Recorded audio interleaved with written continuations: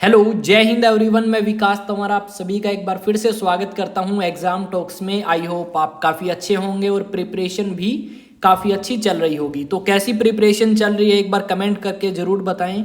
अगर किसी को कोई भी प्रॉब्लम है तो मुझसे पूछ सकता है कमेंट सेक्शन में, इंस्टा पे, व्हाट्सएप, टेलीग्राम, जहां आपका मन करे। और टेलीग्राम लिंक, व्हाट्सएप, ये सारे आपको डिस्क्रिप्शन में मिल जाएंगे। अदरवाइज आप सर्च कर सकते हैं उन हैंडल्स पे जाके। और डेफिनेटली ये जो प्रथम कदम सीरीज स्टार्ट करी गई है ये उन स्टूडेंट्स के लिए है जिनका फर्स्ट स्टेप है किसी भी डिफेंस एग्जाम के लिए, चाहे वो सीडीएस हो, एफकेट हो या फिर एनडीए हो। इस सीरीज से डेफिनेटली आपको फायदा मिलेगा। इसमें जो हमारा करने का पैटर्न रहेगा टॉपिक्स को, वो किस तरीके से रहेगा वो मैं आपको एक बार बता देता हूं।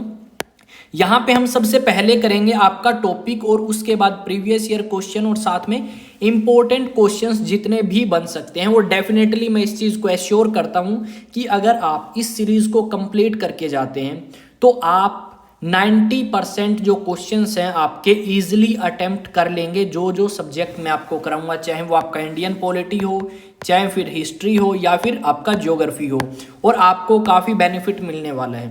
एक दो स्टूडेंट हैं जिनका रिस्पॉन्स काफ़ी पॉजिटिव रहा है इस सीरीज़ को लेके, तो उनको मैं कहूँगा कि आप कंटिन्यू रखें और डेफिनेटली आपको बेनिफिट होगा। और अपने फ्रेंड्स के साथ जो या तो एनडीए या सीडीएस या एफकेट की प्रिपरेशन कर रहे हैं उनके साथ भी शेयर कर सकते हैं ताकि वो भी इससे बेनिफिट्स उठा पाएँ।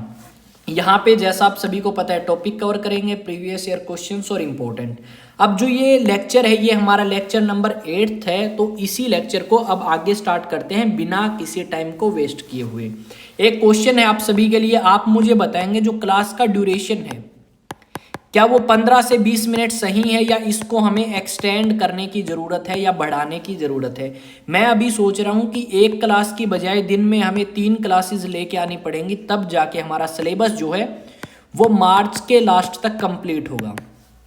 अब इसमें एक तो हम पूरा चैप्टर करेंगे, उसके बाद उस चैप्टर से रिलेटेड प्रीवियस ईयर क्वेश्चन सारे करेंगे। साथ में तो कर ही रहे हैं, पर कुछ क्वेश्चंस ऐसे हैं जो फ्रीक्वेंटली रिपीट हुए हैं और उन क्वेश्चंस को भी हम इस सीरीज के थ्रू कंप्लीट करेंगे। तो चलिए स्टार्ट करते हैं लेक्चर को और लेक्चर पे आते हैं। अब तक हमने बात करी थी historical background of the Indian constitution की, और उसमें भी हमने गवर्नमेंट ऑफ इंडिया एक्ट 1858 तक कर लिया है।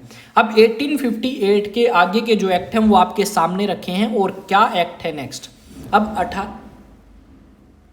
क्या गिर गया यार बार, कोई नहीं। 1858 के जो एक्ट थे वो पास किए गए थे ब्रिटिश पार्लियामेंट के द्वारा, और उसमें कह दिया गया था कि ईस्ट इंडिया कंपनी अब भारत से खत्म होती है। डायरेक्ट जो है वो महारानी रूल करना स्टार्ट कर देगी इंडिया के अंदर, और महारानी के बिहाफ पे भारत के अंदर कौन काम करेगा? भारत के अंदर काम करेगा वॉइसरॉय।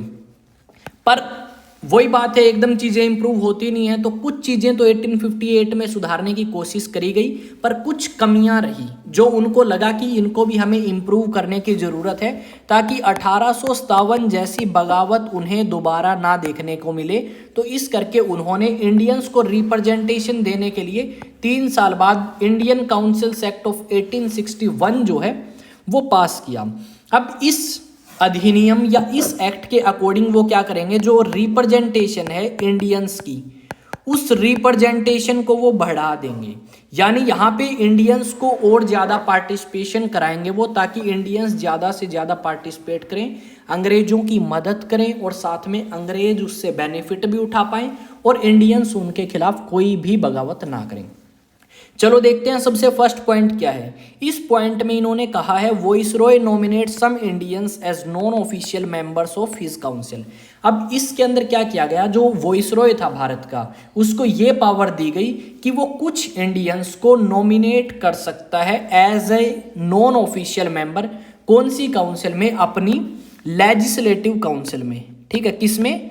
लेजिस्लेटिव काउंसिल जो है, यानी लॉ मेकिंग प्रोसेस जो था वॉइसरॉय का, उसमें कुछ इंडियंस को पार्टिसिपेशन दिया गया ताकि इंडियंस उनकी कानून बनाने में मदद करें। और कल को अगर इंडियंस कुछ कहते हैं तो ब्रिटिशर्स ये कह सकें कि तुम्हारे ही तो बंदे शामिल थे हमारे कानून बनाने की प्रक्रिया में, तो वो रिस्पॉन्सिबल है, ना कि हम। अब किस किस को शामिल किया गया? यहाँ पे जो शामिल किया गया है उनके नाम मैं आपके सामने रखने जा रहा हूँ एक बार। तो वॉइसरॉय की जो काउंसिल में शामिल हुए थे उनमें कौन कौन था, उसमें एक तो थे महाराजा ऑफ पटियाला, 3 बंदे शामिल किए गए। एक तो था महाराजा ऑफ पटियाला, हाँ पटियाला। सेकंड थे राजा ऑफ बनारस, जो उस समय राजा थे बनारस के, उनको, और एक महाराजा जो थे पटियाला के, उनको। और साथ में जो थर्ड पर्सन थे वो थे सर दिनकर राव। इन 3 बंदों को वॉइसरॉय की जो आपकी लेजिस्लेटिव काउंसिल है उसके अंदर नॉमिनेट किया गया ताकि ये वॉइसरॉय की मदद कर सकें।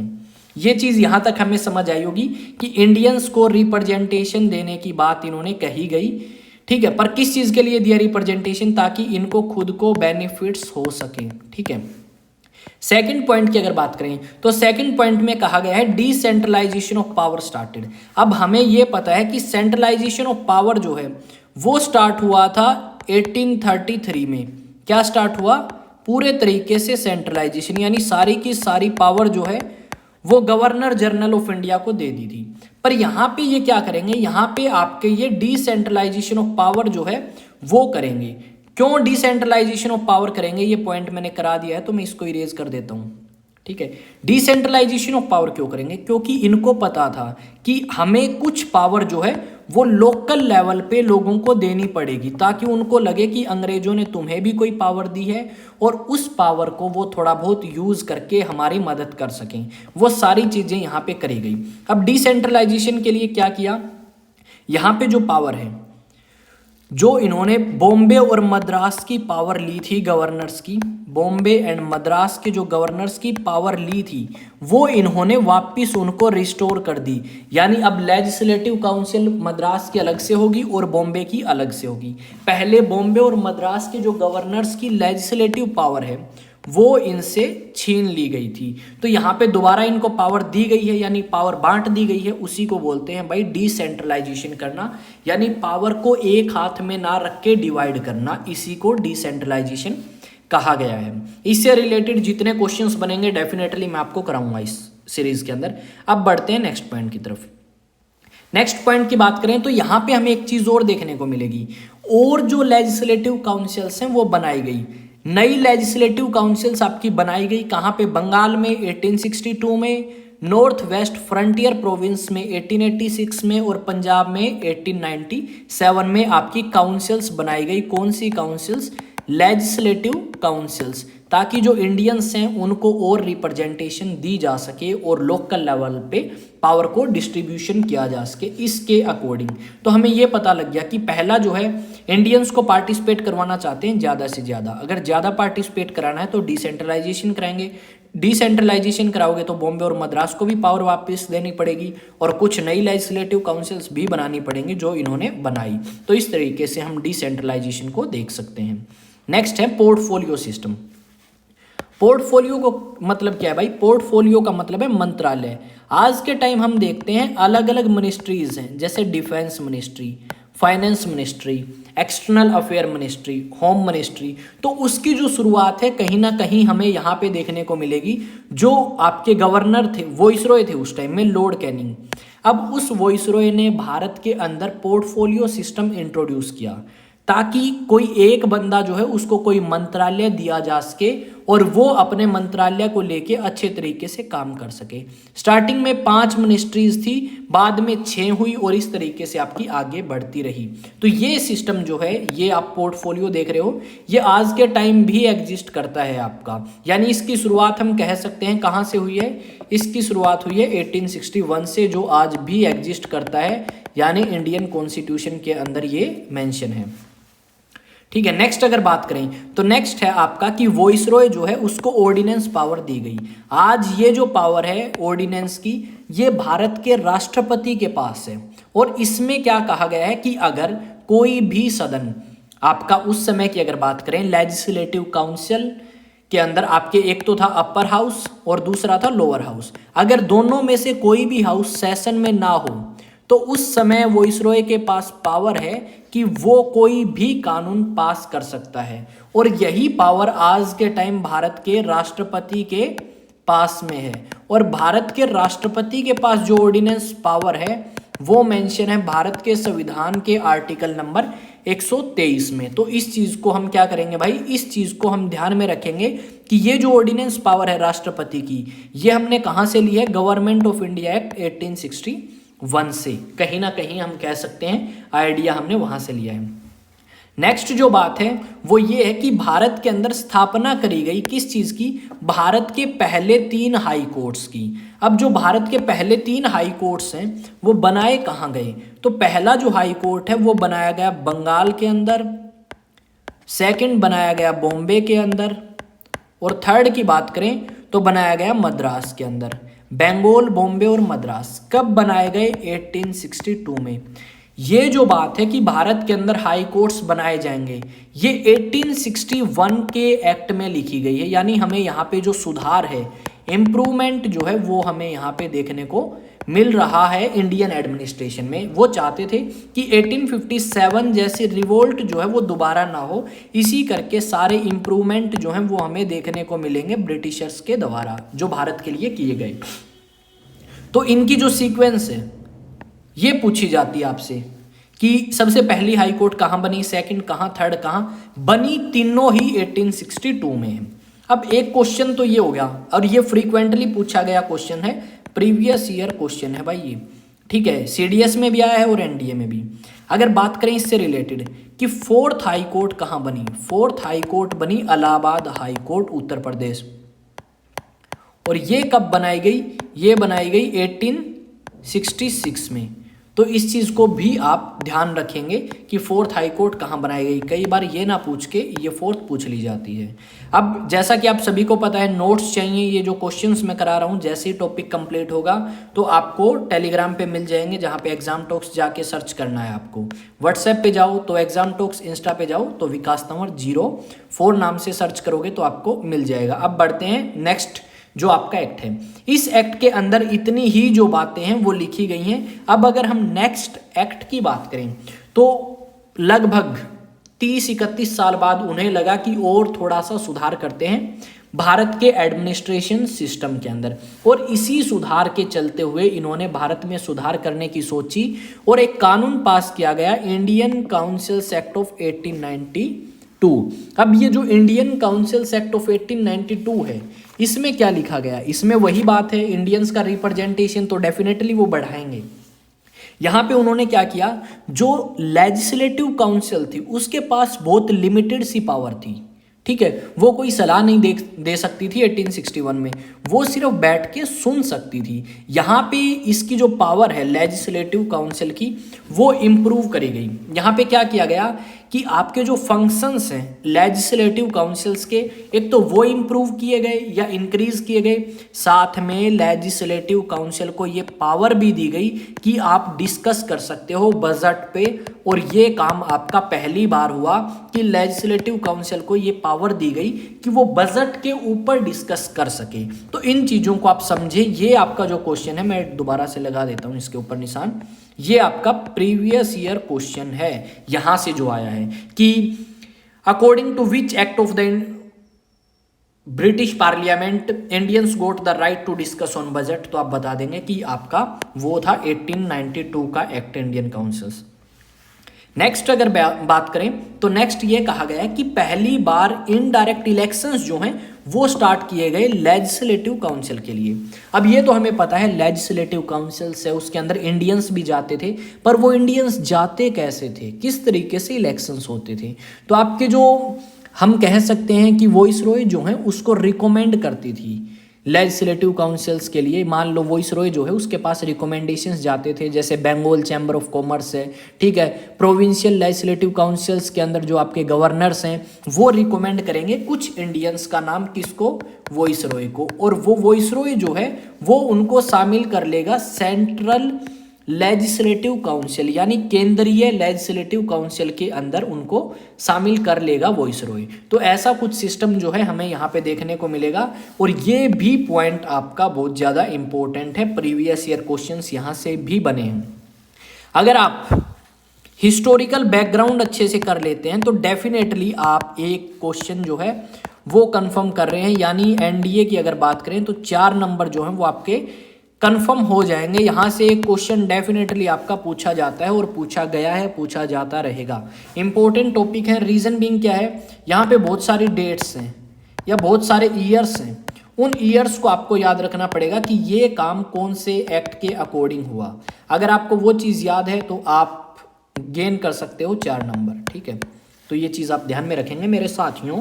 अब बढ़ते हैं इंपॉर्टेंट क्वेश्चंस की तरफ जो इस टॉपिक से रिलेटेड थे। सबसे पहली अगर बात करूं, सबसे पहली बात हमारे पास ये है कि कौन से एक्ट के अकॉर्डिंग आपका पोर्टफोलियो सिस्टम्स को रिकॉग्नाइजेशन मिली। तो पोर्टफोलियो सिस्टम को रिकॉग्नाइज किया गया था 1861 के एक्ट के अकॉर्डिंग, और उस 1861 के एक्ट का नाम क्या था, इंडियन काउंसिल्स एक्ट ऑफ 1861। तो हमारा ऑप्शन नंबर बी जो है वो सही हो जाएगा। और इस समय जो गवर्नर है जिसने रिकॉग्नाइजेशन दी पोर्टफोलियो सिस्टम को, सॉरी वॉइसरॉय, वो कौन था, वॉइसरॉय था इस समय लॉर्ड कैनिंग, जो 1857 की क्रांति के दौरान गवर्नर जनरल ऑफ इंडिया था। आई थिंक ये चीज़ें आपको समझ आई होंगी। अब सेकंड क्वेश्चन की तरफ बढ़ते हैं। सेकंड क्वेश्चन आपकी स्क्रीन पे है, जवाब देने का कोशिश करें रीड करके, अदरवाइज मैं आपको बताता हूँ। यहाँ पे कहा गया है कि पहले जो 3 हाई कोर्ट्स हैं इंडिया में कहाँ कहाँ बने, आपको सीक्वेंस वाइज बताना है, पहला कहाँ, ठीक है, दूसरा कहाँ और तीसरा कहाँ। तो जैसा कि हम सभी को पता है पहली जो कोर्ट है वो बनी थी बंगाल में, ठीक है, दूसरी बॉम्बे में और तीसरी मद्रास में। तो बंगाल, बॉम्बे और मद्रास यानी बी ऑप्शन में है, तो बी ऑप्शन हमारा करेक्ट हो जाएगा। तो ये सीक्वेंस जो है यही हमारे लिए इंपॉर्टेंट है भाई, यही आपकी क्वेश्चन में पूछी जाती है। वो आगे पीछे करके दे देते हैं, हमने पढ़ी है बंगाल, बॉम्बे, मद्रास में हुई है, पर हम सीक्वेंस को याद नहीं रखते, और यही आपका यूपीएससी आपसे पूछता है। थर्ड क्वेश्चन की तरफ आते हैं। थर्ड क्वेश्चन है when was decentralisation of power started. Decentralisation कब स्टार्ट हुई। देखो अगर मैं आपसे पूछूं सेंट्रलाइजेशन, अगर सेंट्रलाइजेशन की मैं आपसे बात करूं तो आप डेफिनेटली जवाब देंगे 1833 में सेंट्रलाइजेशन ऑफ पावर स्टार्ट करी गई। जो गवर्नर्स की पावर थी बंगाल और बॉम्बे की, बंगाल और बॉम्बे की, वो इनसे छीन के किसको दे दी, गवर्नर जनरल ऑफ इंडिया को। पर यहाँ पे जो वॉइसरॉय है उसकी पावर कम करके लोकल जो गवर्नर्स हैं उनको वापस लौटाना स्टार्ट कर देंगे। तो यहाँ पे ये चीजें कब हुई, ये हुई आपका 1890, सॉरी मैंने यहाँ पे लिखा नहीं क्या, when decentralisation of power started 1861 आएगा यहाँ पे, तो सॉरी उसके लिए मैं आपका 1 मिनट एक ऑप्शन ठीक कर देता हूँ यार, ले भाई 1 मिनट में 1861 में आपका ये काम हो गया था। तो इस चीज़ को ले भाई, इससे कर दिया आपने ठीक। तो 1861 में जो है वो डिसेंट्रलाइजेशन ऑफ पावर आपका स्टार्ट कर देती है ब्रिटिश पार्लियामेंट, ताकि भारत के लोगों को थोड़ी सी पावर मिले तो वो भी शांत रहें और हम यहाँ पे लॉन्ग टाइम तक रूल करते रहें। अब आते हैं नेक्स्ट पॉइंट की तरफ। नेक्स्ट है द इंडियंस। कौन वो इंडियंस थे जो वॉइसरॉय की एग्जीक्यूटिव काउंसिल में आपका ज्वाइन करते हैं। तो अगर हम बात करें इंडियंस की जो वॉइसरॉय की काउंसिल के अंदर ज्वाइन करते हैं, तो वो कौन कौन थे, वो आपके थे एक तो राजा ऑफ बनारस, बिल्कुल सही है, महाराजा ऑफ पटियाला भी थे और सर दिनकर राव भी थे। तो यानी तीनों ही थे ये। तो हम ऑप्शन क्या कर देंगे, ऑल ऑफ द अबोव, हम इसका आंसर लगा देंगे। तो ऑप्शन नंबर डी जो है वो फोर्थ का हमारा सही आंसर रहेगा। ये निशान लगा रहा हूं ताकि आपको बाद में प्रॉब्लम्स ना फेस करनी पड़े कि किसका क्या आंसर था। नेक्स्ट क्वेश्चन है when was legislative council in Bengal establish. Bengal के अंदर लेजिस्लेटिव काउंसिल कब बनाई गई। तो अगर बंगाल की बात करें तो बंगाल में स्थापना करी गई आपकी 1862 के अंदर, यानी ऑप्शन नंबर सी हमारा ठीक रहेगा। पर 2 जगह और करी गई थी, एक तो थी नॉर्थ वेस्ट प्रोविंस, तो यहाँ पे हम उसको भी लिख देंगे, ये कहाँ पे करी गई, नॉर्थ वेस्ट प्रोविंस के अंदर, और एक आपकी पंजाब में करी गई थी 1897 में। तो इन आंसर्स को भी आप ध्यान में रखेंगे। इस तरीके से अगर हम रिलेट करके क्वेश्चंस को सॉल्व करते हैं तो डेफिनेटली हमें क्या होगा भाई, बहुत सारा बेनिफिट होगा, ठीक है, इस चीज़ को ध्यान में रखें। नेक्स्ट अगर बात करें वॉइसरॉय जो है उसको ऑर्डिनेंस पावर कौन से एक्ट के तहत दी गई। तो वॉइसरॉय को ऑर्डिनेंस पावर जो है आज के टाइम ये भारत के राष्ट्रपति के पास भी है ऑर्डिनेंस पावर। मैंने बताया था कौन से आर्टिकल में है, तो आप वो आर्टिकल कमेंट सेक्शन में बताएं, मैंने जब टॉपिक कराया है तो उसमें ये बताई थी, तो बताएं जल्दी एक बार। अगर बात करें कौन से एक्ट में है भाई, तो 1861 के एक्ट में ये बात मेंशन करी गई है। तो ऑप्शन नंबर सी हमारा यहाँ पे ठीक हो जाएगा। अब बढ़ते हैं नेक्स्ट क्वेश्चन की तरफ, जो कि क्वेश्चन नंबर 7 आपका यहाँ पे होने वाला है। तो जो लेजिस्लेटिव काउंसिल है उसको राइट्स मिले कि वो डिस्कस कर सके बजट के ऊपर, तो कौन से उसके एक्ट के अंडर था ये। तो अगर एक्ट की बात करें तो ये जो पावर है कि आप डिस्कशन कर सकते हो बजट के ऊपर। पहले जो इंडियंस हैं जो लेजिस्लेटिव काउंसिल के अंदर हैं वो सिर्फ आपका देख सकते थे, सुन सकते थे, पर यहाँ पे उनको अधिकार दिया गया कि अब वो डिस्कस भी कर सकते हैं कि कितना पैसा है, कहाँ पे खर्च होगा, थोड़ा बहुत रफ आइडियाज जो हैं वो लगा सकते हैं। तो ऑप्शन नंबर बी जो है ये अधिकार दिया 1892 के एक्ट, जिसको बोलते हैं इंडियन काउंसिल्स एक्ट ऑफ 1892।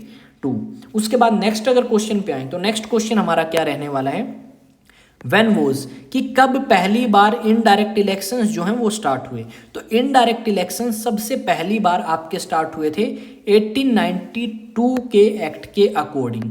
तो ये जो बात है इनडायरेक्ट इलेक्शंस वो स्टार्ट किए गए 1892 में। आई थिंक आपको यहाँ पे भी कोई प्रॉब्लम नहीं होगी। और इसके बाद हम आगे कर रहे थे, तो आज यहीं तक हम इस क्लास को समाप्त करेंगे। और अगर किसी भी विद्यार्थी को भाई कोई भी डाउट है इस क्लास के अंदर तो डेफिनेटली आप मेरे से पूछ सकते हैं। मैं विकास तंवर आपके लिए हमेशा हाजिर हूँ और आई होप जितनी भी आपकी प्रॉब्लम्स होंगे उनका सॉल्यूशन जो है वो किया जाएगा। अगर आपको वीडियोस अच्छी लगती हैं तो आप इस चैनल को सब्सक्राइब कर सकते हैं, अपने दोस्तों को बता सकते हैं इस चैनल के बारे में, लाइक कर सकते हैं।